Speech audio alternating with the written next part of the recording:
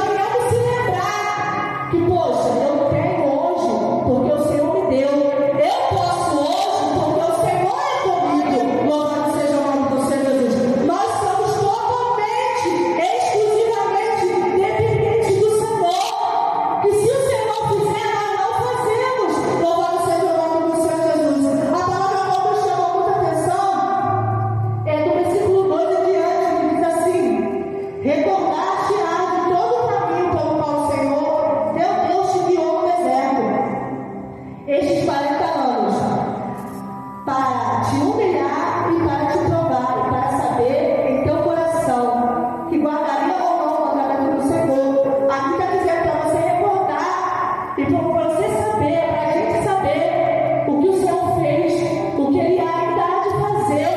Louvado seja o nome do Senhor Jesus. Aquele povo no deserto, louvado seja o nome do Senhor Jesus. O Senhor poderia muito bem, porque eles estavam sofrendo no Egito. O Senhor poderia muito bem fazer eles passar essa fase e chegar à terra prometida, a qual o Senhor prometeu.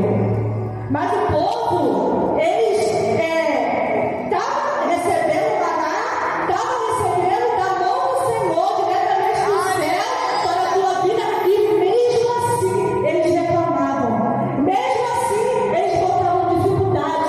Louvado seja o nome do Senhor Jesus, e ainda assim Deus os abençoava.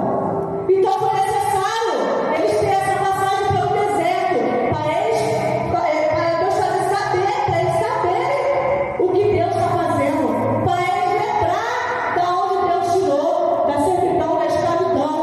Então é necessário na nossa vida é diferente. Nós passamos certos desertos, certas dificuldades na nossa vida, porque é necessário a gente saber o que o Senhor é na minha e na tua vida. Louvado seja o nome do Senhor Jesus, para que não esquecer o que o Senhor fez.